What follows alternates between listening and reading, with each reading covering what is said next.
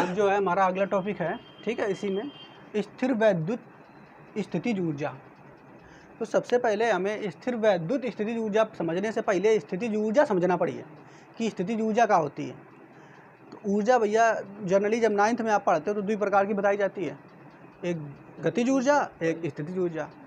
तो जब कौनो चीज़ गति अवस्था में होती है तो उसके पास ऊर्जा कौन सी होती है? गतिज ऊर्जा। और जब कोनो चीज़ स्थिर अवस्था में होती है तो उसके पास कौन सी ऊर्जा होती है? स्थितिज ऊर्जा। जैसे ये मार्कर है, अभी बेचारा ये स्थिर अवस्था में है तो उसके पास ऊर्जा है कौन वाली? स्थितिज ऊर्जा। और यही मार्कर का इसे उठा के फेंक देना, ये लो, तब कौन ऊर्जा के पास आ गई? गतिज ऊर्जा। लेकिन एक चीज़ तो समझ में आवत है कि मान लो हम कह दें कि के पास गतिज ऊर्जा है, तो गतिज ऊर्जा तुम्हें समझ में आ रही है कैसे? मान लो यही मार्कर फेंक के मारन तुम्हारे भाई, और जहाँ फेंक के मारे पटाख से लगी तुम्हें, तो तुरंत ऊर्जा समझ में आई कि हाँ के पास गतिज ऊर्जा है। लेकिन अगर कौनो चीज़ स्थिर अवस्था में है तो उसकी वो स्थितिज ऊर्जा हमें कहाँ दिखाई पड़ती है? वो तो दिखाई नहीं पड़ती है, गति अवस्था में है भाई। यही देखो, मान लो कोनो व्यक्ति जो है साइकिल से जा रहा है और वो कोई दूसरा व्यक्ति ट्रक से आ रहा है, एक्सीडेंट हो गया, तो दोनों गति के कारण उनमें गतिज ऊर्जा थी, टकरा गए और इस कारण उसमें क्या हो गया, जो है एक्सीडेंट हो गया हमारे टकराने से, तो वो ऊर्जा वहाँ पे तुम्हें दिखाई देगी। लेकिन स्थितिज ऊर्जा जो होती है, जब कोई चीज़ रखी होती है तो उसके पास वो स्थितिज ऊर्जा आई कहाँ से, वो कैसे दिखेगी? तो जैसे समझिए बच्चों, स्थितिज ऊर्जा, मान लो ये मार्कर है, ये नीचे ज़मीन में पड़ा है, ज़मीन में पड़ा है। अब हमने क्या किया, इस मार्कर को ज़मीन से उठाया, ठीक, उठाया, उसको उठा के ऊपर लाए, तो उठाने में हमने कार्य किया है ना, अपनी ऊर्जा दी है ना उसको उठाने में। बात समझ पा रहे हो? देखो, उठाने में हमने अपनी ऊर्जा इसको दी और उठा के और ऊपर खलाई, जा करके यहाँ ऊपर बोर्ड के ऊपर रख दिया, और रख दिया, अभी भी स्थिर अवस्था में है, इसके पास स्थितिज ऊर्जा है। कौन ऊर्जा है इसके पास?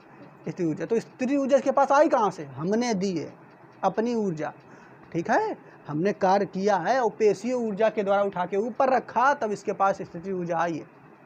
तो कक्षा 9 में आपने पढ़ा है या फर्स्ट ईयर में भी पढ़े हो कि जो ऊर्जा होता है उसको ना तो बनाया जा सकता है न नष्ट किया जा सकता है। इसको ऊर्जा संरक्षण का सिद्धांत कहते हैं। ऊर्जा बस एक रूप से दूसरे रूप में ट्रांसफ़र होती है।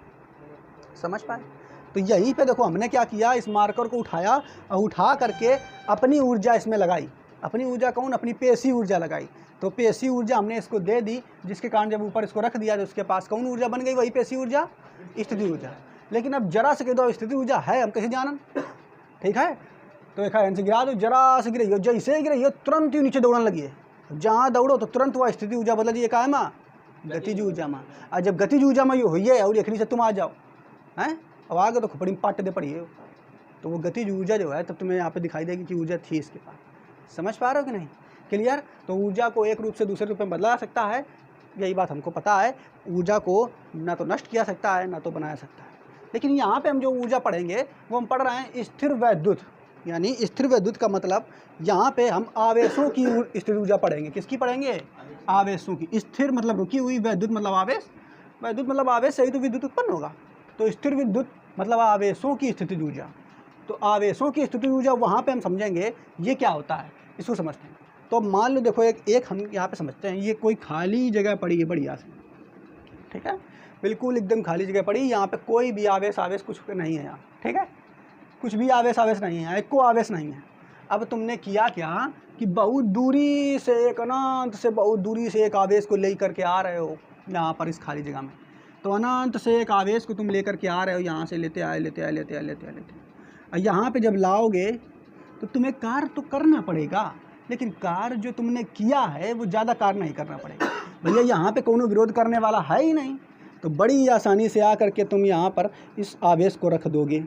लेकिन फिर भी तुम्हें उठा के लाने में अनंत से इतनी दूरी से ला रहे हो, तुम्हें कुछ ना कुछ तो कार्य करना पड़ेगा, ठीक है। ये बिल्कुल उसी तरीके से आप समझिए, मान लो एक ये खाली ज़मीन पड़ी हुई है, बहुत ज़्यादा है, ठीक है। अब इस ज़मीन में एक कौन बाहरी आदमी आता है, वो आ करके देखा कि अरे ये तो खाली ज़मीन है, यानी कौनों के कब्जा नहीं है, बंजर भूमि बेकार पड़ी है, कौनों कब्जा नहीं है। और उसने आकर के क्या किया, शुरू में उस ज़मीन पे, इस ज़मीन पे आकर के बढ़िया सा अपना का, ये तो देखा खाली पड़ा हुआ, चलो इसमें बना लेते हैं अपना प्लॉट। तो उसने क्या किया, वहाँ से आने के बाद, दूर से आने के बाद यहाँ पे अपना मकान बना लिया। और जब मकान बनाएगा तो ये बताओ कि उसको जब यहाँ पे आएगा कुछ ना कुछ तो कार्य करना पड़ेगा। भैया रुपया लगेगा, मकान पैसा बनाने में लगेगा कि नहीं? कार्य करना पड़ेगा, कार्य तो उसको करना पड़ेगा। लेकिन अब देखो, और किया क्या, मकान बनाने के बाद अब क्या किया, इसने किनारे किनारे की ज़मीन है ये, इसमें अपना कब्जा कर लिया। कहता भैया अब इसमें खेत बनाएंगे, ये मेरी ज़मीन हो गई। ठीक, समझ पा रहे हो कि नहीं? दूर दूर तक ये ज़मीन जो है चारों तरफ वाली ये अपनी ज़मीन बना ली कि अब यह हमारी ज़मीन है, अब इमाम कोनो का अमर न देवे। भारत में तो वैसा ही चल रहा है। अब मान लो कोई दूसरा मनचला आदमी आ गया, हाँ, उसने देखा अरे इन तो बहुत ज़मीन पड़ी है, अब वो जैसे ही यहाँ पे सोचा कि चलो यहाँ पे अपना हम प्लाट बना लेते हैं इसको, और जैसे वो यहाँ आने की कोशिश करेगा तो भैया जब आने की कोशिश करेगा तो ये भाई साहब जो पहले से रह रहे हैं इनका विरोध करेंगे, कहाँ आ रहे हो तुम, हमारी ज़मीन आई, हमारी ज़मीन आई, पक्का का दूर धकियाने का प्रयास करेंगे। तो पहला तो काम जो ये विरोध करेगा, इस विरोध के कारण इसको कार्य करना पड़ेगा। यानी विरोध का ये क्या करे, इसके विरोध का ये भी मिल करके सामना करें। एक तो काम ये। अब फिर मान लो इसके विरोध में ये सफल हो गया, क्या सफल हो गया, यहाँ पे आने में सफल हो गया, उसके बाद फिर यहाँ पे ये भी अपना घर बनाता है। तो बताओ, ये बताओ जो पहले वाला व्यक्ति है इसको ज़्यादा कार्य करना पड़ा होगा कि दूसरे वाले व्यक्ति को आने में ज़्यादा कार्य करना पड़ा होगा? तो पहले वाले को कम करना पड़ेगा। इसका विरोध किसी ने नहीं किया था, आया बड़ी आसानी से बस गया, जहाँ मन होता वहाँ रह लिया। जबकि दूसरा वाला जो व्यक्ति है इसको आने में ज़्यादा कार्य करना पड़ा, काहे कि मारे, क्योंकि इसका विरोध भी झेलना पड़ा है। अब फिर उसने अपना घर बनाया, तो पहला तो विरोध के संदर्भ में कार्य किया, लड़ाई झगड़ा किया, तब जाकर के ज़मीन कब जा पाया उसकी। अब फिर दोबारा में फिर इसने क्या किया, फिर घर बनवाया। तो दूसरे वाले को ज़्यादा मेहनत करनी पड़ी। वैसे ही यहाँ पे समझिए कि एक बिंदु आवेश है, इसको एक जगह पे लाने में पहले तुम्हें कुछ ना कुछ कार्य करना पड़ेगा। अब तुम दूसरा एक और बिंदु आवेश अगर लाओगे, अभी देखो ये बिंदु आवेश को यहाँ पे लाए हो, तो अब देखो जैसे इस बिंदु आवेश को लाए हो तो इसके चारों तरफ एक विद्युत क्षेत्र हो जाएगा कि नहीं। अरे भैया कोई भी चीज़ है, तुम जहाँ रहते हो तो तुम्हारे चारों ओर का क्षेत्र होता है, ऐसे आवेश है तो आवेश के चारों ओर का क्षेत्र होगा। आवेश के चारों ओर का क्षेत्र को हम विद्युत क्षेत्र कहते हैं, ठीक है। अब तुम्हारे चारों ओर के क्षेत्र को तुम्हारा क्षेत्र कहते हैं, वो तुम्हारा एरिया का, हमारे एरिया में आना कभी नहीं कहते हैं लोग, लड़ाई का आए तो हमारे घर के पास तो बताइए हैं। ऐसे ये इसके चारों ओर का क्षेत्र है। तो देखो इसके चारों ओर का जो क्षेत्र है बच्चों, ये वाला ये वाला ये वाला, इस क्षेत्र को हम क्या कहते हैं, तो हम आपको पढ़ा चुके हैं। किसी आवेश के चारों ओर का क्षेत्र क्या कहलाता है, विद्युत क्षेत्र। अब हम अगर ये कहें कि ये अगर बिंदु आवेश है, देखो जो इस बिंदु आवेश को तो हम पहले से लाए हो, इससे कुछ दूरी पर, कितनी दूरी पर, मान लेते हैं इससे कुछ दूरी पर एक बिंदु P है, यहाँ पे बिंदु P है, और हम कह दें कि बताओ इस बिंदु पर विभव कितना होगा। तो ये तो तुम बड़ी आसानी से जानते हो। हमने क्या बताया कि अगर ये कोई बिंदु आवेश है, इसके कारण किसी दूरी पर हम विभव निकालना चाहें तो तुम निकाल लोगे। कितनी दूरी पर निकालना चाहे हो पहले ये पता करो। तो मान लेते हैं दूरी R है, मान लेते हैं दूरी R है, तो R दूरी पर अगर हम विभव पता करना चाहते हैं तो बड़ी आसानी से निकाल लेंगे। यहाँ विभव कितना होता है, विभव होता है 1/4 पाई एप्सिलॉन नॉट Q अपान, अब Q तो है ना, यहाँ Q1 है तो Q1 करेंगे अपान R, तो जानते हैं ना हम लोग, यानी इस बिंदु पर विभव इतना होगा। अब हमने किया क्या, देखिए समझिए, यहाँ पे हमने क्या किया, एक दोनों दूसरे आवेश को बुला रहे हैं, एक कोई दूसरे आवेश को हम ला रहे हैं। देखो इधर ये भाई साहब दूसरा Q2 आवेश है, इसको हम यहाँ पे ला रहे हैं, ठीक। यहाँ समझते रहना चीज़ों को। पहले वाले जब आवेश को लाए थे तो हमें कार्य करना पड़ा था, लेकिन उतना कार्य नहीं करना पड़ा था क्योंकि इसका विरोध करने वाला कौन नहीं था, जैसे यहाँ पे हमने बताया एक उदाहरण देकर के। लेकिन जब दूसरे वाले आवेश को लाएंगे तो दूसरे वाले आवेश को पहले वाले आवेश की तुलना में ज़्यादा कार्य करना पड़ेगा। काहे के मारे समझिए, पहले तो इस दूसरे वाले आवेश Q2 को तुम अनंत से ला रहे हो, कहाँ से ला रहे हो, अनंत से, तो अनंत से लाने में कार्य करना पड़ेगा। लेकिन जैसे ही तुम इसके क्षेत्र में आओगे Q1 के क्षेत्र में, तो Q1 तुरंत धकियाना शुरू, कहाँ है हमारे क्षेत्र में धकियाना शुरू करेगा कि नहीं, प्रतिकर्षित करना शुरू करेगा। फिर भी तुम जबरदस्ती घसीटे उसको ला रहे हो, तो पहले की तुलना में Q2 को यहाँ पे लाने में ज़्यादा कार्य करना पड़ेगा। और जो तुम ये कार्य करोगे वही कार्य जब तुम इसको यहाँ रख दोगे, स्थितिज ऊर्जा के रूप में संचित हो जाएगा। जैसे अभी हमने आपको बताया कि मार्कर को उठा करके जब ऊपर रख देते हो तो इसके पास हमारी जो ऊर्जा है, पेशी ऊर्जा, वो स्थितिज ऊर्जा के रूप में संचित हो जाती है। ऐसे ही इसको तुम जब ऊपर से लाए हो तो लाने में क्या होगा, जो स्थितिज ऊर्जा के रूप में ऊर्जा है वो कार्य जो है तुम्हारा वो संचित हो जाएगा, ठीक। तो जैसे तुमने इसको Q2 को उठा के यहाँ पर रख दिया तो ये Q1 और Q2 का एक निकाय बन जाएगा। क्या बन जाएगा, निकाय। तो इस निकाय को बनाने में तुमने कार्य किया कि नहीं, बात ध्यान समझिए। Q1 को लाया तब कार्य किया होगा, Q2 को लाया तो और ज़्यादा कार्य किया होगा। अब दोनों को स्थिर रख दिया तब भैया हमें कार्य करना पड़ा, इस निकाय को बनाने में हमें कार्य करना पड़ा। ये कार्य गया कहाँ, तो यही कार्य इन दोनों आवेशों में स्थितिज ऊर्जा के रूप में संचित हो गया। यही कार्य इन दोनों आवेशों में स्थितिज ऊर्जा के रूप में संचित हो गया। तो अब तो तुम्हें समझ में आ गया कि यदि कोई दो बिंदु आवेशों को निकाय को बनाने के लिए, यदि कौनो दो बिंदु आवेशों के निकाय को बनाने के लिए हमें जो कार्य करना पड़ता है, वही कार्य उन बिंदु आवेशों में स्थितिज ऊर्जा के रूप में संचित हो जाता है। इसी ऊर्जा को हम स्थिर विद्युत स्थितिज ऊर्जा कहते हैं। उम्मीद है आपको परिभाषा समझ में आई होगी। बिल्कुल सरल है, कुछ नहीं। क्या बताया कि यदि दो बिंदु आवेशों का निकाय है, 3 बिंदु आवेशों का निकाय बनाओ, 3 का बनाओगे तो एक तीसरे का यानी दल ला दो, 4 का बनाओ, तुम 5 का बनाओ, जितने का बनाओ बना लो, ठीक है। यदि तुम बिंदु आवेशों के निकाय को बनाते हो, निकाय का मतलब 2-3 बिंदु आवेश हैं, उनका कुछ दूरी पर अरेंज कर दो उठा के ला करके, ठीक है।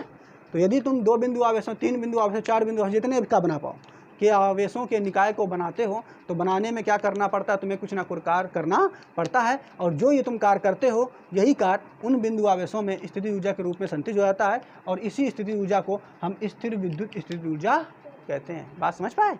क्लियर? तो बस ये इसकी परिभाषा हो गई, ये इसकी कॉन्सेप्ट हो गई। तो इसकी परिभाषा हम लिख देते हैं, इसको नोट करिए। देखो बच्चों, तो अब यहाँ पे एक चीज़ और याद रखना है कि इस परिभाषा में आपको ये जो निकाय बनाओगे तो आवेशों को अनंत से लेकर के आना है, ठीक है। कहाँ से लेकर के आओगे? अनंत से, ये बात याद रखना है, ठीक है। अब यहाँ पे और समझते हैं, इसका निगमन थोड़ा सा कर लेते हैं। तो देखो बच्चों, यहाँ पे आप समझिए, जब तुम पहले वाले आवेश को लाए थे तो पहले वाले आवेश के कारण इस बिंदु पर विभव कितना था वो हम बता चुके हैं। तो लिखेंगे Q1 के कारण इस बिंदु का मान लेते हैं, मान P है। Q1 के कारण P पर विभव कितना है, तो तुम तुरंत जान गए। Q1 के कारण मान लेते हैं V बराबर 1/4πε0 Q1/R, यही तो विभव था। किसके कारण? Q1 के कारण। अब तुम्हें निकालना क्या है, तुम्हें ये निकालना है कि कार्य कितना किया गया। कौन सा कार्य? Q2 को बिंदु P तक लाने में किया गया कार्य, Q2 को बिंदु P तक लाने में किया गया कार्य, ये निकाल लो तो तुम्हें स्थितिज ऊर्जा पता चल जाएगी, क्योंकि वही कार्य तो स्थितिज ऊर्जा होता है कि नहीं। तो लिखेंगे Q2 को बिंदु P तक लाने में किया गया कार्य।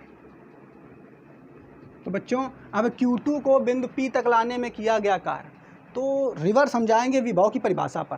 विभव की परिभाषा में क्या बताया था कि किसी एकांक धनावेश को अनंत से किसी बिंदु पर लाने में किया गया कार्य ही तो उस बिंदु पर विभव कहलाता है। यानी आप पढ़े क्या थे बच्चे? V बराबर, विभव की परिभाषा में क्या पढ़े थे? V बराबर W/Q0, पढ़ा था कि नहीं? सब लोगों ने पढ़ा होगा। एकांक धनावेश को अनंत से किसी बिंदु पर लाने में किया गया कार्य ही क्या कहलाता है? विभव कहलाता है। तो तुम्हें कार्य ही तो निकालना है, तो कार्य निकाल लोगे तो V का गुणा, जो विभव का गुणा हम करा देंगे इसमें आवेश में, तो कार्य निकल आएगा। तो कार्य निकालेंगे तो W बराबर बच्चा आ जाएगा V × Q0। क्या निकल आएगा? V × Q0। लेकिन यहाँ Q0 क्या है? Q2 है। Q0 क्या है? Q2। तो Q0 की जगह यहाँ पे Q2 हो जाएगा, ठीक है। एक मिनट, अब फिर क्या करेंगे बच्चों लोग? देखो, अब बस हमें क्या करना है? विभव, यानी हमें V का मान रख लेना है। तो V का मान देखो हम निकाल चुके हैं बच्चों, ऊपर देखो निकाल चुके हैं ना समीकरण 1 में, है।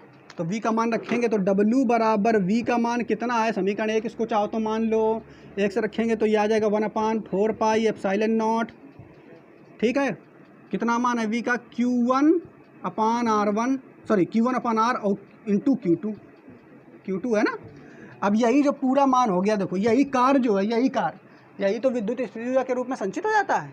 तो इसी कार्य को लिख देंगे 1/4πε0 Q1 Q2/R। और यही जो कार्य है, ये कार्य बन जाएगा विद्युत स्थितिज ऊर्जा, और विद्युत स्थितिज ऊर्जा को हम U से प्रदर्शित करते हैं तो सूत्र हो जाएगा U बराबर 1/4πε0 Q1 Q2/R। बच्चे समझ पाए? ठीक, तो ये तुम्हारा इतना निगमन होता है।